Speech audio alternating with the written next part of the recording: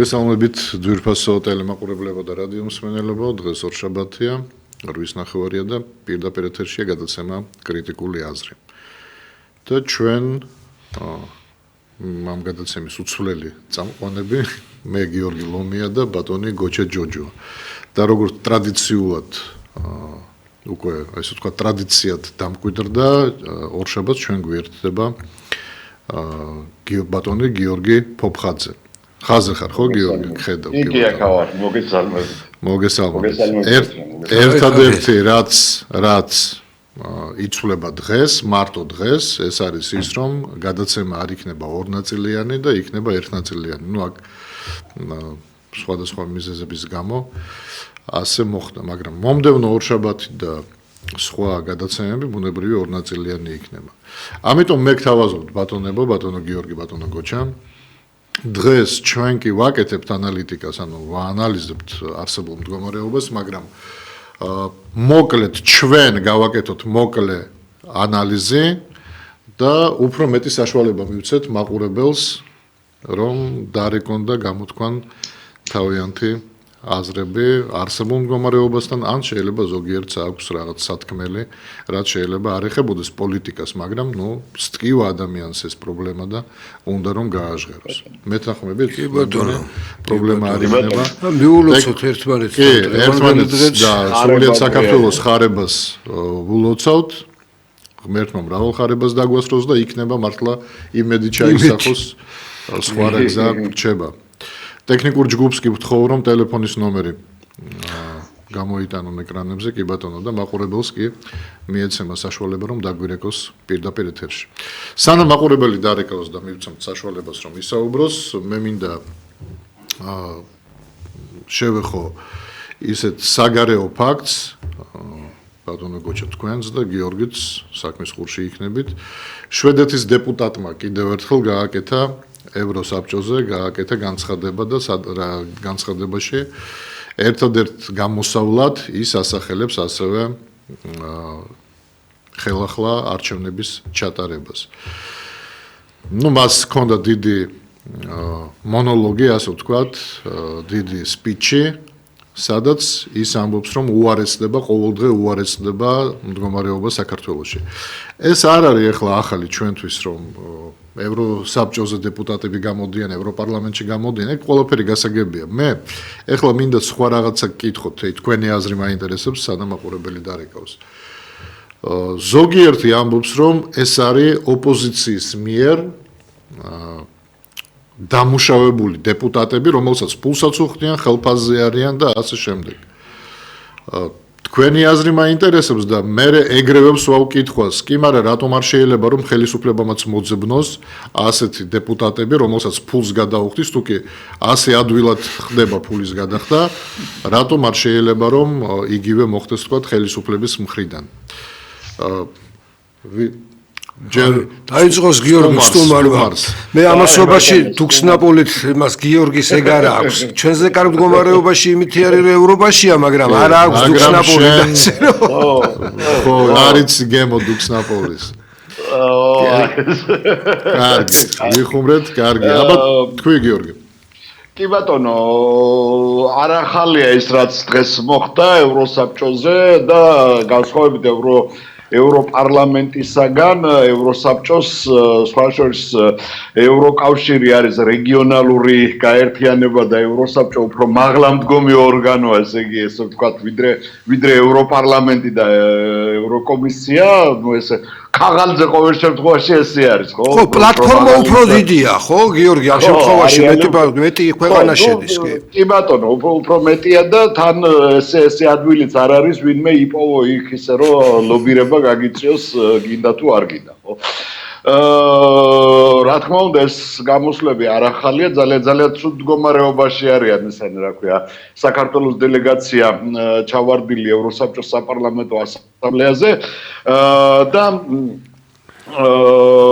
იცი გიორგი შენ ჩვენ გვიმუშავია ძალიან ბევრი ევროპარლამენტთანაც და ევროსაბჭოშიც და ვიცი რომ ძალიან რთულია ყოველ შემთხვევაში განსაკუთრებით ევროსაბჭოში ვინმე შენ ესე ვთქვათ ესე ჯიბის დეპუტატად გახადო. შენ ჭკუაზე გადმოიყვანო თუ ის ვერ ხედავს საფუძველს. გადმოიყვანო, იმიტომ რომ ეს არ არის ევროპარლამენტი, ეს არის ადგილობრივი ქვეყნების, ანუ ევროსაბჭოს ქვეყნების საპარლამენტო წარმომადგენლობები, რომლებიც ესე ვთქვათ, რომლებთანაც მუშაობა მოძებნა ელემენტარულად და მუშაობა ცოტა უფრო რთულია, ვიდრე ვთქვათ ევროპარლამენტში ევროდეპუტატებთან მუშაობა. ეს არის მხოლოდ და მხოლოდ მათი აზრი და გამოსავალი ისინი ხედავენ არჩევნებში. ეს პარადიგმა არ არის, არც ესეთი, ესე ვთქვათ, აუცილებელი და საკმარისი პირობად არ აქვს მათ ეს ყველაფერი, თუმცა ეს მათი გადმოსახედიდან ასეთ ჩანს, იმიტომ რომ ევროპის ქვეყნებში, როდესაც ხდება კრიზისი, ნებისმიერ კრიზისს განიმუხტება საპარლამენტო არჩევნების და ახალი არჩევნების გზით. ეს არის მათი ხედვა და სულ ეს არის და ეს. რა თქმა უნდა, ეხლა ეს რა ქვია, როცა ასამოს ქართული ოცნება რომ არიქა ოპოზიცია უხდის ფულს და ყოჩაღ მაშინ ოპოზიციას deep state-ის არ იყოს, ხო? აი ყველაფერი ეგენი ყოფილან და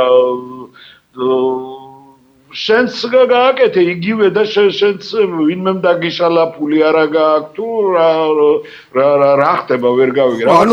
ანუ გამართლებას პოულობს იმაში კი არა რომ პრობლემა არსებობს. აი შენ ამბობდი რომ ცივილიზებული ადამიანები ფიქრობენ რომ მე და შენ თუ ვკამათობთ ამ კამათში ხო ერთმანეთს ვერ ვუმტკიცებთ შენი სიმართლე გაქვს მე ჩემი სიმართლე გაქვს მაშინ ვეუბნებით მოდით რა კრიზისული მდგომარეობა შეიქმნა და ხალხმა განსაჯოს რომელია ჩვენ შორის მართალი არჩევანი ხო ეს არის არჩევნები არის სინამდვილეში მთავრობას დაუდგა კრიზისი ვატარებ არჩევნებს ეს კი არ არის რომ ვიღაცამ ჩემზე ზეწოლა მოახდინა მე თვითონ ჩემს კულტურაში მაქვს ეს რომ იმის გამო რომ აბა პოლიციელებით ცემა და ამით დიდხანს ვერ გასტანს ხო ესე იგი მაშინ უნდა მივიდე იქამდე რომ ჩავატარო არჩევნები და ლეგიტიმაცია შეიძინოს ან ისევ მე შევიძე ლეგიტიმაციას ან ვისთანაც უკამათობი შეიძენს ამ ლეგიტიმაციას ან შეიძლება სრულად მესამე გამოჩნდეს რომელმაც ჩვენც მეც და შენც მოგვიგოს და ის მესამე მოვიდეს ხელისუფლებაში საერთოდ ხო აი ეს არის ცივილური გარდმის რა ქვია გადაწყვეტა საკითხის და აქ არ არის ის რომ მე ვიღაცა ვიყიდე შენ ვიღაცა იყიდე ხო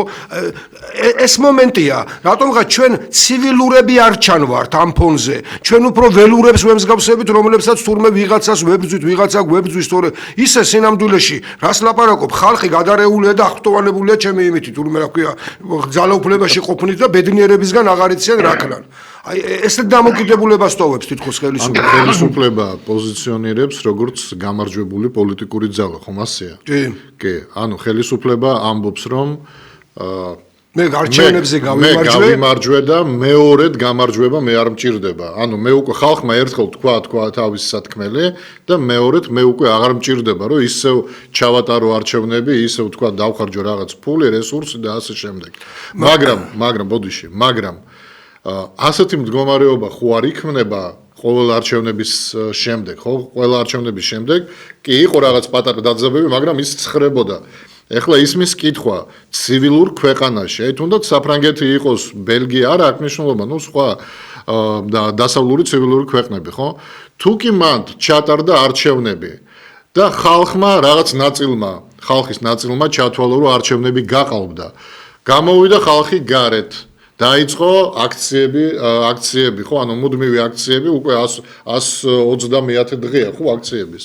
კი ბატონო. 100 დღეზე მეტი აქციები ტარდება რაღაც. ხელისუფლებას რამდენად აქვს უფლება, ანუ მე იურიდიულ უფლებაზე, მორალურ უფლებაზე მაქვს საუბარი, რამდენად აქვს მორალური უფლება, რომ ასევე გამოვიდეს და თქვას, რომ იცით რა არის ეს ჩვეულებრივი მოვლენა, სხვა ქვეყნებშიც ხდება, რომ 130 დღე ერთი წელი, ორი წელიწადი ტარდება აქციები და ეს ჩვეულებრივი ამბავია. ანუ მე თუ ამირჩიეს ერთხელ, ამირჩიეს და არა გაყალბებით მოვედი, მე მაქვს უფლება რომ 4 წელიწადი გავაგრძელო ყოფნა ხელისუფლებაში.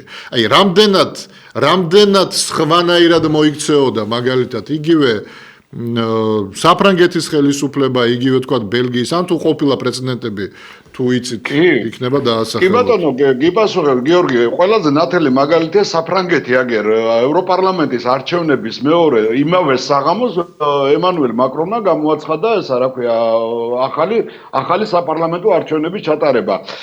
მიუხედავად იმისა, რომ ესა რა ქვია პრობლემა არ იყო, ჩვეულებრივად გაეგრძელებინა ემანუელ მაკრონს არსებული პარლამენტის მუშაობა, რომელიც სულ 1 წლის წინ იყო არჩეული, ხო?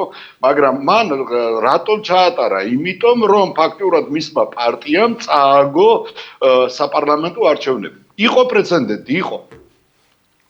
კი ბატონო. და ცივილურად გადაწყვიტა, ხო? ის კი არა, რაცო ჩვენ რამოდენიმე იმის გადაცემის წინ ვლაპარაკობდით იმაში, რა ქვია, სერბიაშიც კი, ხო? გამოვიდა ის კაცი და ამბობს, რომ კი, მოგებული აქვს, მაგრამ კრიზისი შეექმნა და იძახის. მე თვითონ მინდა ჩავატარო ეს არჩევნები, რატო? იმიტომ რომ ერთხელ და სამუდამოდ, რადგანაც არსებობს კრიზისული მდგომარეობა, ხალხის რაღაც გარკვეული ნაწილი მიპირისპირდება. გამოვალ და ჩავატარებ ამ არჩევნებს. ან ვღებულობ ამ ლეგიტიმაციას თუ არა და ტრაგიზმი არ არის იქ ხელისუფლების დათმობა. იქ არ ხდება ხელისუფლებიდან მიდიხარ და ეს ნიშნავს გინდა თუ არა ციხეში უნდა მოხდე. იქ არ ნიშნავს იმას რომ მე უკვე გავნადგურდი მთლიანად პოლიტიკურად, სოციალურად, პიროვნულად, ხო?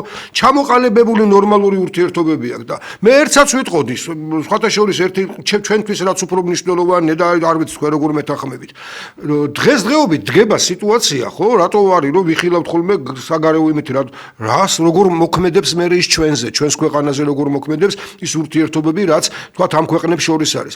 აი განსაკუთრებით შეიძლება ითქვას, რომ ჩაითვალო, რომ ტარიფების ომი შეიძლება აი ცივი ომის მერე ჩაითვალოს მესამე მსოფლიო ომად დაპირისპირების იმ ხელა ფაზაში შევიდა ყველაფერი.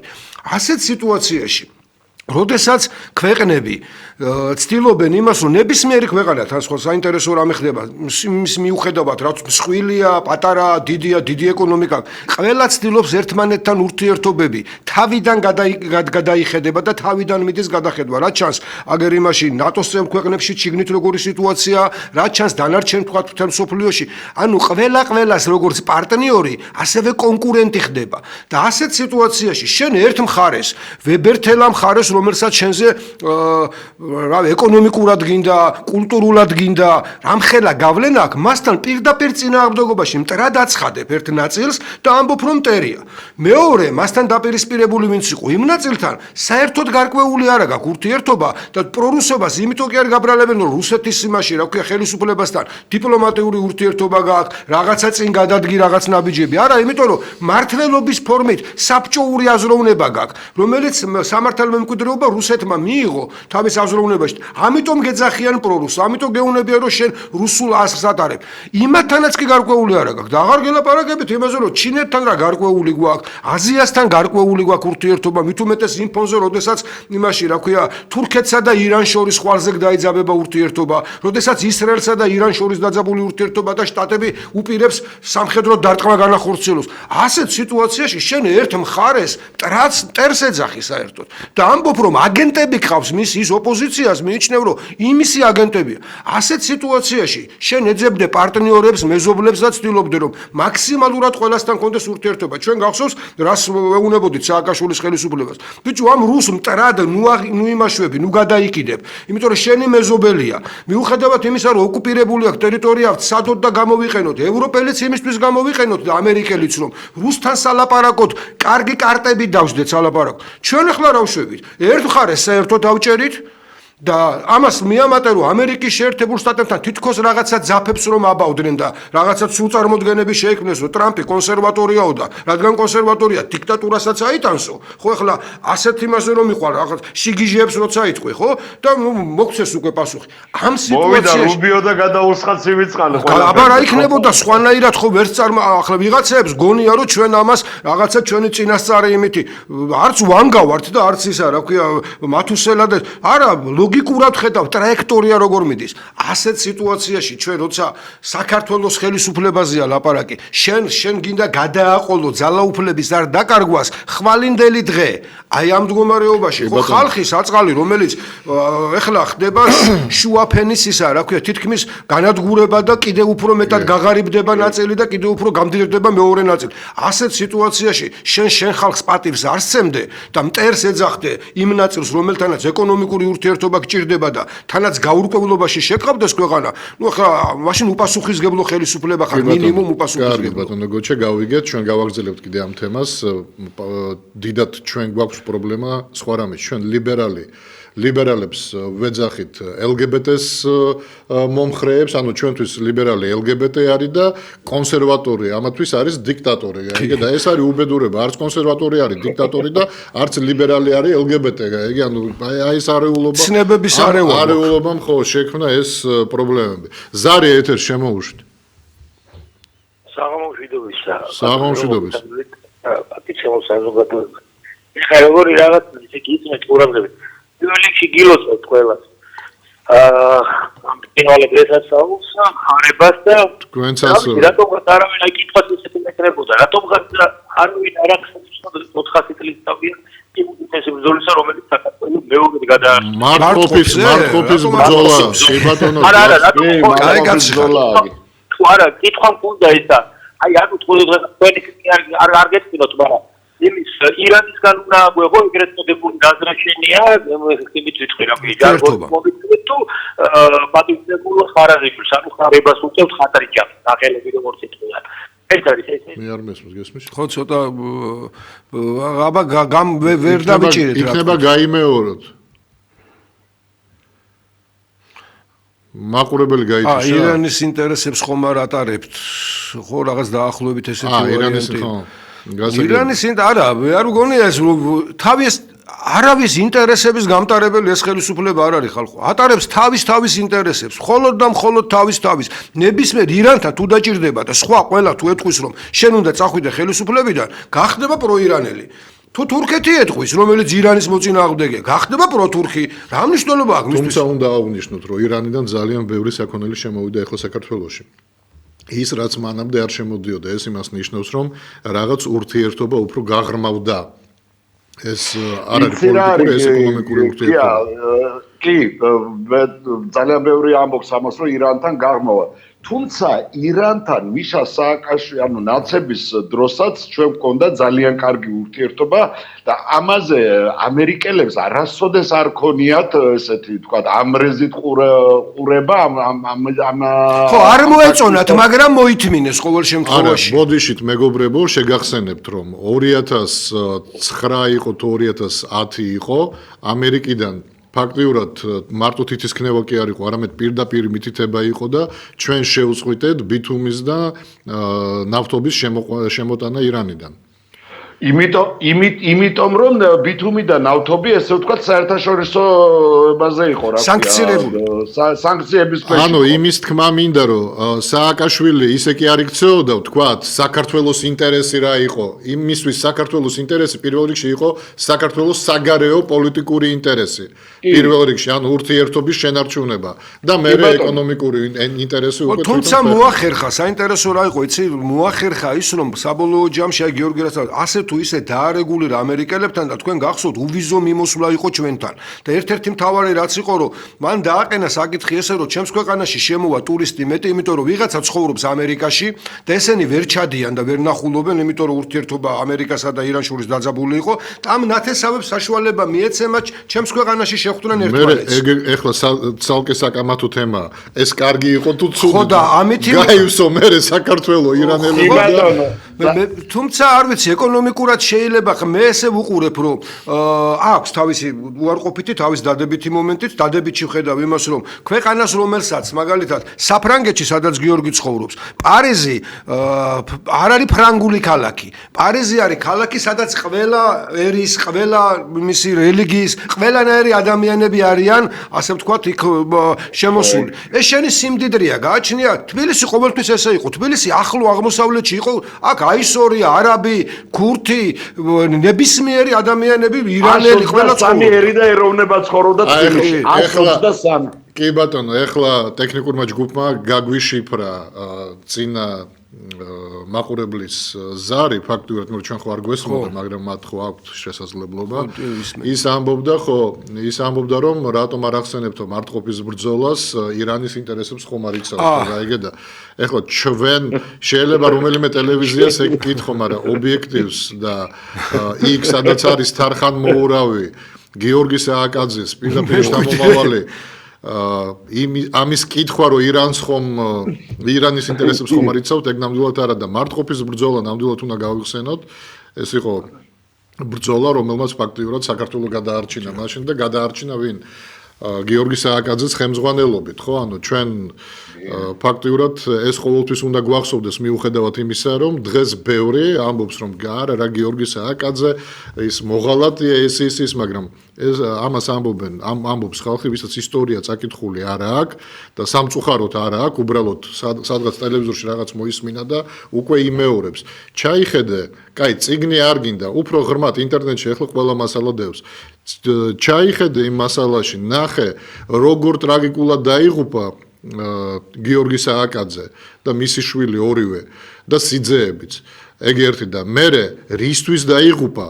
მანამდე რა გაკეთებული, რამდენჯერ გადარჩენილი საქართველოს და სხვაგანაც რომ იყოს სხვა სახელმწიფო სამსახურში, იქაც კი ემსახურებოდა საქართველოს და იქაც კი იცავდა საქართველოს ინტერესებს. ეს თუ არა გაქვს წაკითხული, ნუ სადღაც მოსმენილი ტელევიზორში რომ არა ეს ის რა, ნუ იმეორებ ძალიან გთხოვთ რა, ეხლა ძნელი ხო არ არის რაღაც რამოდენიმე თუმცა მარტო ჩვენ ამეთი არ ვამშვიდებ, მაგრამ მარტო ჩვენ ქართველებს არ გვჭირს ეგ. ბერძნებსაც ჭირდათ ეგ. ყველა დიდერს ქონია ის რომ თავისი გადამრჩენებს ხოლმე მერე ხან მოღალატეს ეძახიან, გააგდეს, გაუგდიათ საერთოდ ესეთი რაღაცები ხდება. მე ისტორიიდან ბევრი შეგვიძლია გავიხსენოთ, მაგრამ მე ქართველებზე მტკივა გული ჩვენი გტკივა. ბერძენი თავის თავს მიხედავს და იტალიელიც ქართველებზე მტკივა გული. ზარი ეთერში შემოუშვით.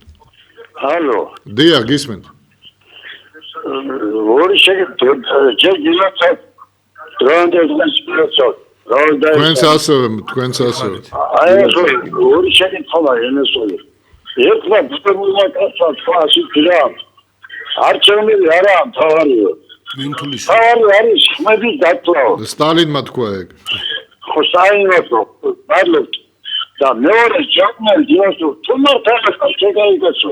ჩაატარე შემოვე აი კაცი ხარ. თუ მართალი ხარ, ჩაატარე და შემოვე ჩაატარე. აი კაცი ხარ. მეორე არცერა ჩაატარდა საქართველოსი დეკარტისტი რო იყო სკოლი. თუ ჩაატარდა არცერა რატო არ ფადერ შემეგებს. ძალიან ცუდად ის. ხო, ცოტა მეორდება, მაგრამ დაახლოებით მივხვდით, ხო? ტელევიზორს უყურებ და უნდა ჩაუწიოს ხო არა. კარგი, დიდი მადლობა თქვენი აზრის დაფიქსირებისთვის. ნუ ვეთანხმებით, ხო? თუ იგებ ჩაატარე რა, ანუ თუ იცი რომ ამის გამო აი ეს დაძაბულობა, ის ფასი რაც დაჯდა, გიღირს ამ ფასად, სახელმწიფო სტრუქტურები ჩამოიშალა, პოლიციელს აღარ აგავს, ხალხო რა დღეში ჩავაგდეთ. ის პოლიციელი, რომელიც მართლა შენი ქვეყნის დამცველი უნდა იყოს, შენი წესრიგის დამცველი უნდა, რა დღეში ჩავაგდეთ. სასამართლოს აღარ დავამსგავსეთ, რა დღეში ჩავაგდეთ. ამათ გვიღիր და ახლა მართალს ბრძანებ, ჩაატარე რა ეს არჩევნები, მაგრამ პირიქით ახლა კანონი მიიღეს რომ დაკვირვების უბლებასაც გართმევენ კაცო. ანუ იმას გეუბნება ჩვენ ვიძახდით დამკვირვებელს რატო არ გვინიშნებდი, აღარ გინდა გინდყოლია გინდა რა. ვერც აბუთებს ნახავს, ვერც შეამოწმებს. ნუ ახლა ასეთ იმას როცა არ ვიცი, შეურაცხყოფას გვაყენებენ, მე ესე ვფიქრობ რა და თანაც როგორ იცით, ჩვენი იმედი აქვთ, იმის იმედი აქვთ რომ თურმე დღეს კიდე უნდა ვფიქრობდე იმას რომ ახლა ეს ხელისუფლება რადგანაც სააკაშვილის რეჟიმს ებრძვის დღეს კიდე თუ 12 წლის მერე თუ 14 გავიდა. ამიტომ ისევ ეს ხელისუფლება უნდა მომწონდეს. მოიცა, როგორ ებრძვის კაცო, ნახევარზე მეტი სააკაშვილის ერთგული ხალხი უზის პარლამენტში. ნახევარზე მეტი ხელისუფლებაშია დაბანდებული სხვადასხვა სამინისტროებში. სულ საქმეებს აკეთებდნენ და ეხლა კარგ საქმეებს აკეთებენ. ახლა ხო კარგია რომ მითხარი თორე ფიქრობდი რატო. ის ხალხი უზით ვისაც ჩვენ აი დაგვქონდა და ფოტოგრაფების საქმე ახლა მე და ჰირმა მიუტანეთ ბაროზოს აზიალავთ ახლა ისტორია არის მთელი როგორ მივედით ბაროზომდე რომ მიგვეტანა ფოტოგრაფების საქმე ხო და ამ ფოტოგრაფების საქმის თავარი დეტექტივი დაგვინიშნა ზემაში რა ქვია აჭარაში ხო ნუ რას მელაპარაკები ხო და ამას ვამბობ რა, როდესაც საუბრობთ, რომ უпроსოდ როდესაც ისინი საუბრობენ, რომ ებრძვიან ნაცმოძრაობას და ებრძვიან უკვე მე-13 წელიწადია რაც ებრძვიან. სინამდვილეში რა თქმა უნდა არავინ არავის არ ებრძვის. და დღეს რომ გადახედო რომ ვის ებრძვი და რანაირად ებრძვი. იმით რომ შენ დაიბარებ გენერლებს და რაღაც შოუს დამიდგავ და ამ დროს ელემენტარულად აგერ რძეში იმდენი ქიმიკატი და იმდენი შხამები არის აღმოჩენილი, რომ შენი მარეგულირებელი არ მუშაობს, შენი კონტროლი არ არსებობს, ეგე, ანუ შენ გადართული ხარ მარტო შოუზე და ხალხი ყავს დავიწყებული, ფაქტურად ეგრე გამოდის. იმდენი ქიმიკატი აღმოაჩინეს, გიორგი იმაჩობდა სკლინტი ყოფილიყო ისევე მაშხაო. კი ბატონო. ბუნებრივი სკლინტი ყოფილიყო, ხო? ბატონო, ანუ ეს რას ნიშნავს? რძე არის ისეთი პროდუქტი, ეგე, რომელიც უნდა მოწმდებოდეს ყველაზე მეტად, იმიტომ რომ ეს პირდაპირ ბავშვზე, რა ქვია, დედებზე ვინც აჭმებს ბავშვს, ანუ პირდაპირ არის მიმართული, ხო? და მე მახსოვს კომუნისტების პერიოდში და მე მგონი ეხლაც კი ხდება ზოგიერთ რეგიონშიც, რომ თუ ბეჭედი, თქვა, ხორცზე არედო არ ქონდა ბეჭედი ხორცზე, ის ხორცი ვერ გადიოდა და ვერ იყიდებოდა, ანუ ვერ საცალო ვაჭრობაში ვერ გადიოდა. რესტორნები გიორგი ისე ვერ იყიდიან ფერმერებისგან, თუ მას არ აქვს ლაბორატორიიდან ზუსტად ისესა, რა ქვია, ბეჭედი დარტყმული MM-აზე, რა ქვია, ხორცი.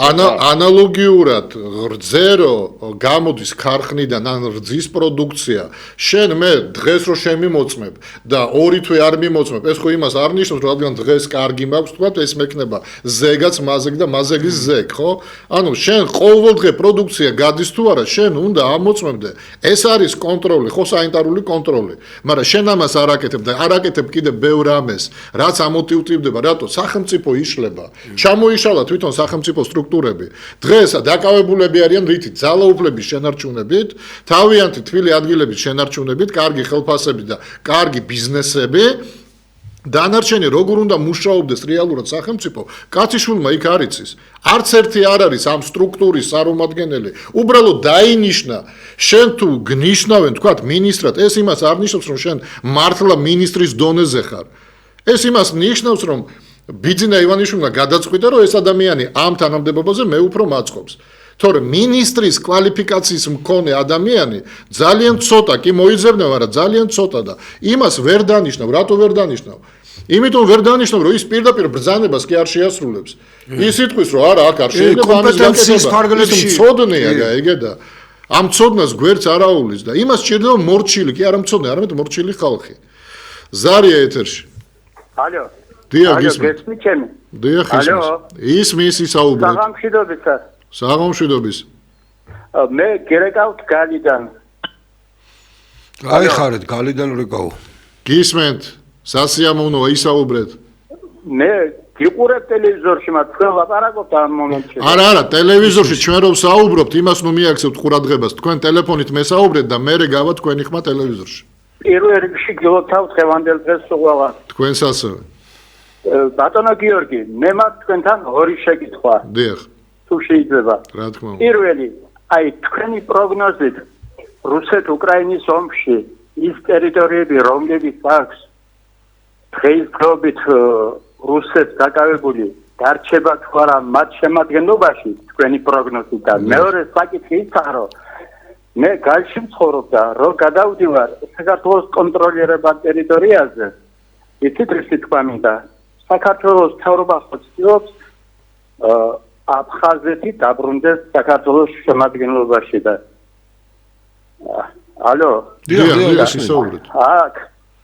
აქაური ცხოვრება რო შევატაროთ, იქაურ ცხოვრებას, აქაური ქართველები, იქაური ქართველების ცხოვრება არაფრით არ ჯობია აქაურ ცხოვრებას. აქ სადაც 90%-მა თავი მეორე ნოლიდან დაიწყო ცხოვრება და იქაური ცხოვრება აქაურს არაფრით არ ჯობია და როგორ უნდა დაბრუნდეს აფხაზები საქართველოს შემადგენლობაში. ეს ხო მე ხო გეუბნებით, მე დედითაც და მამითაც ქართველი ვარ.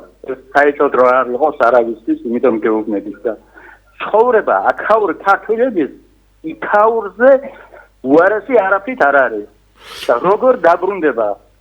ახლა мотивация რა უნდა იყოს? ეს იმ შემთხვევაში, როცა აქ მეორე ან მესამე ხარისხად ვიწევთ აქაური ქართველები. კი ბატონო, ინტერესები როგორ დაბრუნდება საქართველოში? კი ბატონო, მე გაგცემ პასუხს. მე კოლეგებიც ისაუბრებენ. გაგრა სოხუმში ცხოვრობენ ბევრად უკეთესად, ვიდრე საქართველოში ცხოვრობენ ქართველები. და ამას იმიტომ ვამბობ. აი, შეგიძლიათ, აი მე მაგალითად მეგობარო, მე მაგალითად სოხუმში ვიყავი 2020 წელს. და რომ გითხრათ, რომ მე სოხუმი მახსოვს ჩემი ბავშვობიდან. 8 წლის ასაკიდან 15 წლის ასაკამდე ფაქტიურად დავდიოდი სოხუმში. ვისვენებდი. და ჩემთვის პრინციპში ვიზუალურად ყოველ შემთხვევაში სოხუმი არ შეცვლილა. ეხლა 2020 წელს ვიყავი სოხუმში. და სოხუმი არ შეცვლილა.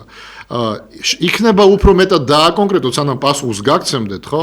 იქნება უფრო მეტად დააკონკრეტოთ, რითი ცხოვრობს უკეთესად, თქვათ, ქართველი აფხაზეთში დღეს, ვიდრე ქართველი საქართველოში. რას გულისხმობთ ამაში? აი უბრალოდ უფრო მეტი კონკრეტიკა რო იყოს.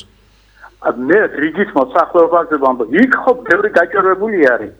სხვათა შორის აქ არც ერთ მათხოვარს ვერ ნახავ. ეკონომიურად ამბობს გიორგი.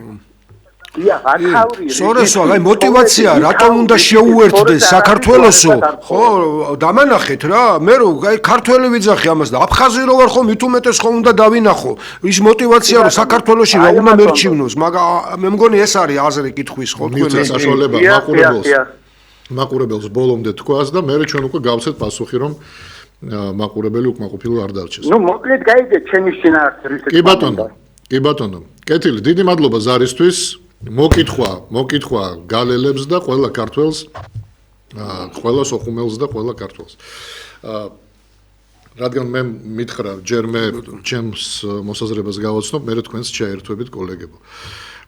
რაც შეეხება რუსეთს, მე მაქვს ასეთი აზრი და მე ვფიქრობ, რომ ასეც იქნება. რუსეთი არ არის დამთმობი იმ ტერიტორიების, რომელიც მან დაიკავა, სადაც სისხლი დაიღვარა რუსის. შეიძლება დათმოს დღევანდელი პოზიციები, ანუ დღესაც არის შესული ლუგანსკი, დონეცკი, ანუ ამაზე არ ვსაუბრობთ, დღესაც არის შესული სიღრმეში, შეიძლება ეგ პოზიციები დათმოს და დღესაც სიღრმეში ზუსტად იმისთვის შედის, რომ ხვალ სავაჭრო კონდეს ზუსტად ეს პოზიციები. თუ ეთქვიან რომ თქვენ ახლა უკან უნდა დაიხიოთ, ის გეტყვის, კარგი, მე მზად ვარ, დავიხიო უკან და ზუსტად ეს ის ხაზი იქნება, სადაც იწყება ლუგანსკის, დონეცკის ტერიტორიები. ანუ რაც პრინციპში ჭირდებოდა და რაც წაიღო რუსეთმა. რაც შეეხება აფხაზეთს, ნუ ჩვენ არასოდეს არ გვისაუბრია რომ აფხაზეთს დავიბრუნებთ და სტატუს კვო აღდგება. არა, ჩვენ ყოველთვის ვამბობთ, რომ აფხაზეთთან უნდა მოხდეს სამართლიანი გაყოფა, სამართლიანი.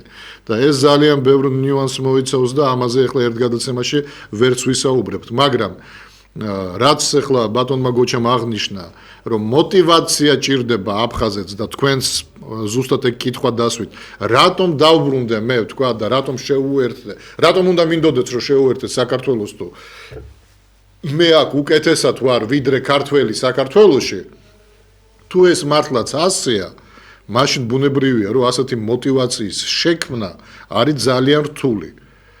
თუმცა ბოლო პერიოდში მე მახსოვს ამ წლების განმავლობაში პარლამენტში ვიყავით მაშინ და ვესაუბრებოდით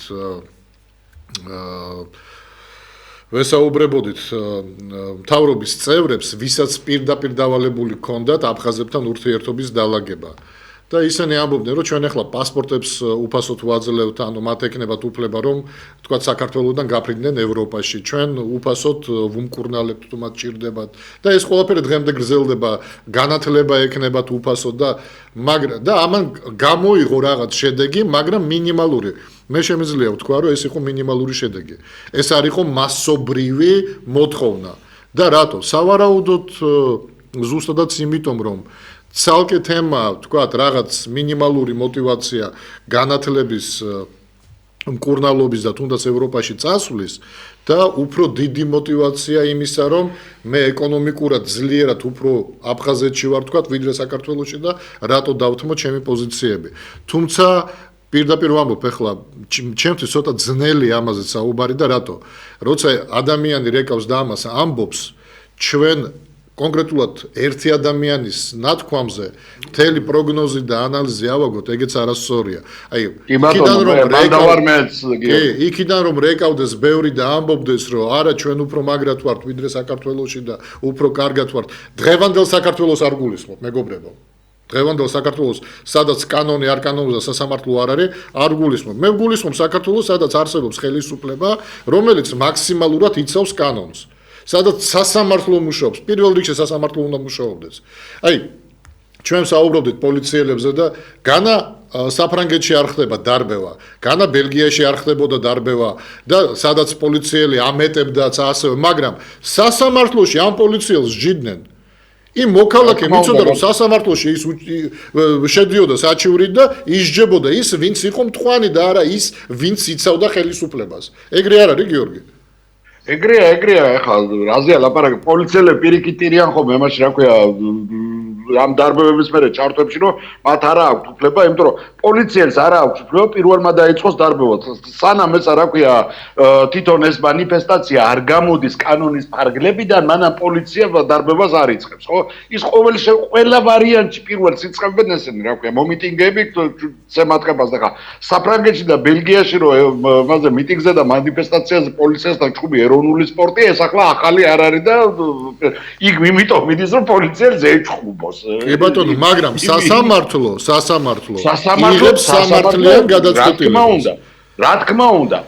იქ მომიტინგებ, რომელმაც დააშავა, იცის რომ მან დააშავა და ის მზად არის, ის 6 თვე იქნება თუ 1 წელი იქნება თუ წელიწად ნახევარი წამძანდეს ციხეში, თუ პოლიციელმა გადააჭარბა მას რა ქვია თავის მოვალეობას და ეს მას დაუმტკიცდა, ის რატო აქვს ნომრები იმას, რომ ნომრით ამოიცნოს ის და მიხედვით. არ ყოფილა შემთხვევა პოლიციელი არ დასჯილიყოს. იგივენაირად როგორც დაიჯებოდნენ მომიტინგეები. ეს არის განსხვავება. ეხლა მეორე მომენტი, რაც შეეხება აფხაზეთს. მოდი თვალი გაუსწოროთ ერთ რაღაცას. აფხაზეთმა ჩვენ გვაჯობა დემოკრატიის შექმნაში. რამდენი თავისუფალი არჩევნები ჩაატარა აფხაზეთმა? სადმე იყო გაყალბება, არ იყო გაყალბება. ეს ერთი და მეორე. რამდენჯერ, როდესაც მოსახლეობამ იქ დაუძაბა სიტუაცია მთავრობას, ყველა შემთხვევაში გადადგა მთავრობა და ჩაატარა არჩევნები. იყო ესე, იყო ეს. ეხლა რაც შეეხება εμას, რა ქვია, ეკონომიურ ემას, რა ქვია.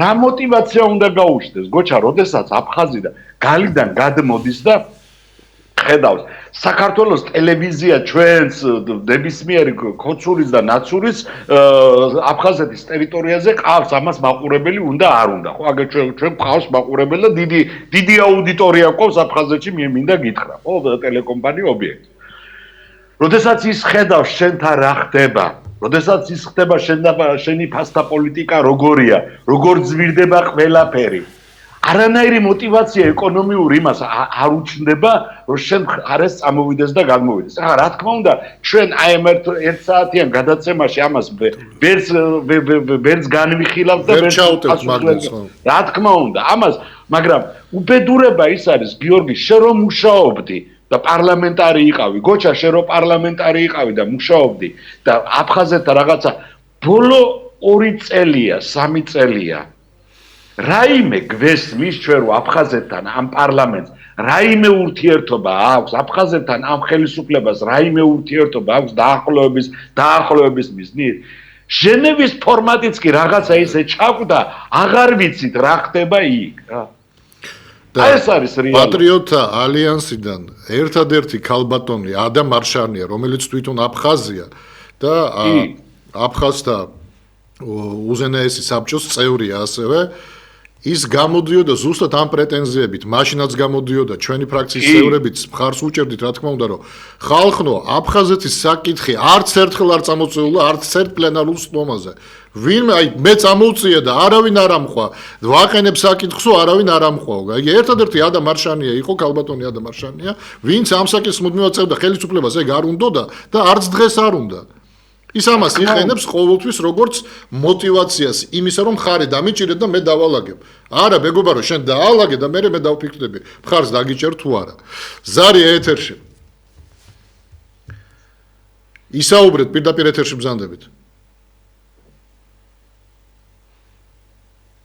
გაითიშა. ბატონო გოჩა თქვენც რო აფხაზეთზე 1-2 თითქმის ყველაფერი კი თქვით თქვენ რაც შეიძლება მოკლე ასე ვთქვათ კომენტარის გაკეთება, იმიტომ რომ ალბათ საჭირო იქნება დაჯდომა და დალაპარაკება უკვე ჩვენს შიგნით ალბათ მე ვფიქრობ პოლიტიკურ წრეებში ალბათ საჭირო არის ადამიანებმა რომლებმაც რაღაც გარკვეულწილად შეხება გქონია რომ დავიწყოთ ამ თემებზე საუბარი, იმიტომ რომ ჩანს ერთი რამ რომ მოსახლეობას აგერ ბატონი რასაც ამბობდა ჩვენ როცა ვამბობთ რომ ტერიტორიული მთლიანობის აღდგენაზე ვლაპარაკობთ ეს არის იურიდიული ცნება. სინამდვილეში ნიშნავს რომ დაბრუნება კი არ არის ტერიტორიის მარტო ჩვენ თუ არ შევძელით იმ ადამიანებთან კონტაქტი. ხო რომ დაბრუნება უნდა მოხდეს ჯერ ადამიანის გონებაში აფხაზმაც უნდა იგრძნოს ის რომ შენთან ურთიერთობა მისთვის მომგებიანია. ხო დღეს ხო პირდაპირ მიდის იმაზე საუბარი რამდენად მომგებიანია ქვეყნისთვის, რამდენად მომგებიანია ერისთვის რაღაცა, რამდენად მომგებიანი იქნება შენთან ურთიერთობა. ეს თემატიკა უნდა გახდეს და აგერ გიორგიც ამბობდა მომგებიანი და უსაფრთხო. ხო უსაფრთხო ანუ მომგებიანს მე გულისხმობ რომ არა მარტო ის რომ იმ სიტუაციაში კაცო აფხაზებმა როდესაც ქართველებთან ტრული დამოკიდებულება. ანუ ზურგში ყავს ქართველები და რუსებს ეჭიდავებოდნენ არჩევნების დროს. რუსებს რო კანდიდატი უნდათ გაეყვანათ, იმ კანდიდატს ეჭიდავებოდნენ. ეხლაც 50%-ზე ცოტათი მეტით მოიგო იმ ბადრაგუმბამ. ხო, ანუ წარმოიდგინე, დემოკრატიის ხრივ აფხაზებმა გაგვისწრეს ბევრ ამაში. და აქედან გამომდინარე, ჩვენ ხომ უნდა დავანახოთ მათ, რომ აქ თუ ისინი ცხოვრობენ და ახლა ნურავინ უჩათულის ზღაპრად მიმაჩნია მე ის რომ შემოვიდნენ და იგივე პირობებით, როგორც იყო ავტონომია, იგივე ავტონომია, იმიტომ ეს ეტაპი ჩვენ გავლელი გვაქვს და იქ უკვე ვეღარ ვიბრუნდებით, ხო? ის წერტილი ეს დამთავრებულია, მაგრამ ფორმები როგორ უნდა მოვძებნოთ, ჩვენ ამისთვის სახელმწიფოში, ჩვენი სახელმწიფო არ არის ქართველებთან სალაპარაკოთ, კაცო. დაპირისპირებულ მხარესთან სალაპარაკოთ არ არის მზად, შიგნით როცა ეთნიკურად ერთ ქვეყანაში, ერთ ქალაქში ვცხოვრობთ, შეხედე რა დამოკიდებულება გვაქვს ერთმანეთთან და ეს ხელისუფლების ბრალია. იმიტომ რომ ნებისმიერ შემთხვევაში, როცა დაპირისპირება სამოქალაქო ამ დონეზე ადის, ეს პირდაპირ არის ხელისუფლების ბრალი. ეს იმიტომ არის გიორგი რასაც ამბობს, ცივილური რატოა ის ევროპული აქამდე რომ არ მივიდეს საქმე რომ ადამიანები ერთმანეთთან სამყარო საცოცხლოდ არ იყვნენ დაპირისპირებული, ამიტომ ატარებენ არჩევნებს. თავი დავანებოთ გაყალბდა არ გაყალბდა. ჩვენ რაღაცა ნაწილ შენივე პირით ამბობ 40%, ხო? შენ რასაც შენი დათვლით ხელისუფლება რო ხარ. 40% ასე რომ გეწინააღმდეგება, ჩაატარე რა ეს არჩევნები რა დალოცვილო. გამოდი რა ამ კრიზისიდან. ამას პირიქით ნუ კი ამწოვებ აგენტებს ეძახეს იმ 40%-ს დასავლეთის. იმ დასავლეთის, რომელიც დასავლეთის ცივილურია, დასავლეთში წასული ადამიანები, ქართველები გადიან იქედან ფულს აგზავნიან საქართველოში. ანუ ისეთი გარემო აქვს შექმნილი რომ ადამიანებს ბევრად უკეთესი ცხოვრება აქვს. აგერის ადამიანი რასაც ამბობდა. საქართველოში რო ჩამოვდივარ ბატონო, ვერ ვხედავ რომ ჩვენზე უკეთესად ბევრად ცხოვრობთ. ეკონომიკურად, სამართლებრივად, დაცულობის თვალსაზრისით, უსაფრთხოების თვალსაზრისით. ეხლა მით უმეტეს რუსებმა ამ ბოლო დროს დაიწყეს გიორგი არ ვიცი აქცევ თუ არა ყურადღებას. ეხლა დაიწყეს სამომტყოფოების შენება. ეხლა დაიწყეს იქ ფულის ჩადება. მანამდე საერთოდ არ ყოფილა იქ ანუ რეალურად ჩვენ იმის მაგივრად რომ ეს გამოგვეყენებინა, სიტუაცია გამოგვეყენებინა, ყველა პლატფორმაზე მიდის ლაპარაკი. განსაკუთრებით აი რუსები ამბობენ, ჩინელები 9 მაისს რო ჩატეს სიძინპინი, ყველა პლატფორმაზე ხუთეული იმისი გაეროს უშიშროების საბჭოში, ხო? საფრანგეთი, ინგლისი, ამერიკის შეერთებული შტატები, რუსეთი, ჩინეთი. ამ ხუთეულის პლატფორმის გარდა ამბობენ კიდევ სხვა პლატფორმები. ეს არის ნატოს პლატფორმა, ეს არის ევროკავშირის პლატფორმა, ეს არის რა ვიცი, თუნდაც იგივე რუსებს რაც აქვს ბრიქსის პლატფორმა, ბევრი არც ერთ პლატფორმაში არა ვართ საერთოდ, ყველგან იზოლირებულები ვართ. იმის მაგალითად ყველგან დამჯდარიყავით. მე იმასაც ვამბობდი 3+3. ბიჭო, რატომ გეშინია 3+3? თურქეთი, რომელიც ნატოს წევრი ქვეყანა არის, ხო? ერთ-ერთი მონაწილე. შენ ევროპელთანაც, ამერიკელთანაც უნდა გაგერკვია და გეთქვა, რომ მე ძმაო ამ პლატფორმაზეც მინდა მონაწილეობის მიღება. და პირიქით, შენგან მე ველოდები იმას, რომ რამე რომ დამჭირდეს მომეხმარები. და არა ის, რომ ზურგში დანას ჩამარტყავ, ხო? ამის დალაგების მაგივრად. ირანი აშინებდა საბოლოოდ. არა, რაშია იცის, ყველა პლატფორმაზე უნდა შევსულიყავით და ჩვენ პლატფორმას პირიქით ვკეტავთ. და თავს თვით იზოლაციისკენ მიდის ხელისუფლება, რომელიც ასეთ სიტუაციაში, როდესაც სოფლიოში ყველა ცდილობს, რომ მაქსიმალურად ყველაფერი გამოიყენოს ურთიერთობებისთვის, მაქსიმალურად ნახოს თავისთვის მომგებიანი სიტუაცია, ასე დროს ჩვენ პირიქით კეტავთ და ვკეტავთ სიტუაციას და რომელ აფხაზეთზეა ლაპარაკი საქართველოში რა მდგომარეობა გვაქვს, ვინ უნდა დაგვიჯეროს ჩვენ, რომ ჩვენ შეგვიძლია ვინმესთან დავსხდეთ, დავილაპარაკოთ, კონსენსუსზე წავიდეთ და რაღაცა საერთო ინტერესები გავატაროთ, როცა ქვეყნის შიგნით ამას ვერ ვაკეთებთ, ხო? მე ამას ვფიქრობ, რომ სწორედ ალბათ ჩვენ უნდა შევძლოთ ის, რომ ადამიანებს კი ოცნება გეუბნება, რომ ალტერნატივა ჩემს გარდა მიშაა, მაგრამ ჩვენ ხო ამდენი ადამიანი ვართ, ვინც ხედავთ, რომ ალტერნატივა მიშა, რანაირად არის ალტერნატივა მიშა, როდესაც მიშას ყველა გარეც, აი, ვისაც ვებრძოდით მე, შენ და გიორგი და ჩვენ ვისაც ვებრძოდით მიშას დროს, ის ხალხი და არის ყველა დიდ თანამდებობაზე. არის ასე, არის. რანაირად მაშინებს მე მიშათი, კაცო. ანუ გიორგი, შენ იმის თქმა გინდა, რომ ამაზე მეტი ვიკიდე ვინ უნდა მოვიდეს, ხო? ანუ ვიღა უნდა დანიშნოთ ან შეიყვანოს მთავრობის და რითი გააფართო მთავრობის სრეთ, რომ მანდარიან სულ ყველა მანდარის უკვე. ეს გასაგებია ყველაფერი. სამწუხაროდ ხალხზე მოქმედებს მაინც ეს პროპაგანდა, რომ მე თუ არა ნაც მოძრაობა, მაგრამ ისე როგორც მოქმედებდა დღეს მე დარწმუნებული უკვე ესე აღარ მოქმედებს, უკვე ბევრმა გადალახა ეს ზღვარი, გადალახა ეს ეგრეთ წოდებული შიში და საერთოდ ეგ შიში არ უნდა ქონოდათ, მაგრამ გადალახა უკვე და მიხვდა რომ ის რომ გელი, ანუ საბოლოო ჯამში ეს ითბობს ერთ ადგილს და ახანძლიერებს საკუთარ ყოფნას ხელისუფლებაში და ზრუნვა იმაზე, აი ხო წინა გადაცემაში ვთქვი რა, რომ იმის მაგივრად რომ ამ შოუებს მიდგავდე ზოგადად რა, შენ ხო გინდა რომ ხალხს მოაწონო თავი. დაკავდი პირდაპირ, აი რასაც ქვია, დაკავდი პირდაპირ იმ პრობლემებით, რაც აწუხებს ხალხს. და ეს მაჩვენე თუნდაც ტელევიზორში, რომ აი ამ რეგიონში ამ აი მაღაროელები იყვნენ, იქ გადაუწყვიტეთ მაღაროელების სასარგებლოდ, იქ კიდე რაღაც პრობლემა იყო, ამათ გადაუწყვიტეთ. ის აი ეს დამანახე და ის ხო დაინახავს. ბოლოს-ბოლოს კაი სპექტაკლიც რომ დადგა, სიტყვაზე ვამბობ და ამ სპექტაკლისთვის საჭირო გახდეს დახმარება, მაინც დახმარებაში ჩაგეთვლება. და შენ შოუს მიჩვენებ, როგორ იბარებ გენერალს, რომელმაც 2008 წელს პირდაპირ ბრძანებაში შეასრულა და მას ევალება ბრძანების შესრულება. ეს ერთი და მეორედ უკვე შევთანხმდით, რომ ვერც ერთი გენერალი ომს ვერ დაიწყებს, ხო? ომს პოლიტიკოსი იწყებს და ომს პოლიტიკოსი ამთავრებს. რაჟვაჟე გენერლის დაბარება.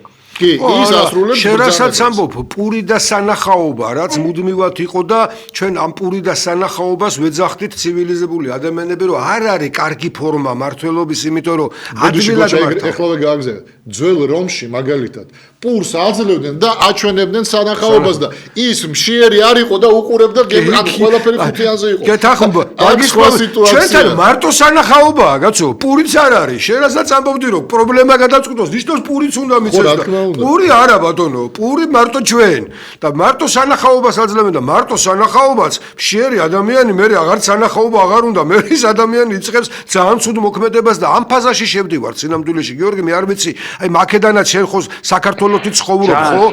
და ხედავ ალბათ ამას, რომ ის მით უმეტეს ბოლო გადაადგილებები რაც მოხდა. ხო, ახლა სინამდვილეში ეს ხო ნიშნავს, რომ ხელისუფლება სუსტდება უფრო მეტად, ხო? აი, ასეთ სიტუაციაში აი მართლა მაინტერესებს, იქ ემიგრაცია რას ფიქრობს, ხო? აი, თუ შენ ხომ ემიგრაციას წარმოადგენ, რომელიც საქართველოს სუნთქავს და არის. კი ბატონო, თუმცა ემიგრაციაც ახლა მაინცსა და მაინც ესე ჩახედული ვინც არ არის, იმას წარმოუდგენია დიდად რა განსხვავება არის გიორგი ლილუაშვილსა და ოხანაშვილს შორის. ეს მე და შენ ვიცით, რომ ერთადერთი ნორმალური კაცი ვიცი ხო მე მაშინ რა ქვია. ისიც მოაშორეს. გიორგი ლილუაშვილი და ისიც მოიცილეს, ხო?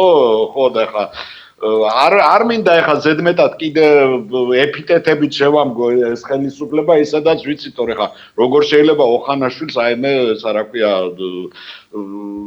სახელმწიფო უშიშროება ჩააბარო და ანდო, ხო, აი ხო წარმოუდგენელია შენთვისაც და ჩემთვისაც და აი ყველასთვის რა, ეხლა წარმოუდგენელია, რომ შინაგან საქმეთა სამინისტროს აჭარის აემხელა ის ჩააბარო, რა ქვია, მთელი რეგიონი ჩააბარო ადამიანს, რომელიც დამნაშავე იყო ელემენტარულად ყველაფერსო თავი დაანებო, მიშა სააკაშვილის დროს, ნაციონალური მოძრაობის დროს იყო დამნაშავე, ხო?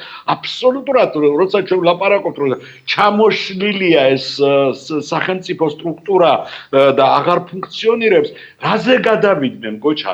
უყურე, როდესაც სახელმწიფო გადადის რაღაცის აკრძალვების შემოტანაზე სახელმწიფოში, ანუ ის ისე ვეღარ მართავს. აი ლენინის ფრაზა რო გამოვიყენოთ, როცა სახელმწიფო ვერ მართავს და როდესაც ხალხს არ უნდა რომ ეს სახელმწიფო მართლობა იყოს. ზუსტად ეს მდგომარეობა დარჩა. რომ ესა რა ქვია, რაღაცა შექმნეს მითიური ესენი რა ქვია მტრების ხატი და ამ მტრების ხატს ებრძვიან რაღაცა კანონების უაზრო კანონების შემოტანას და deep state deep state არის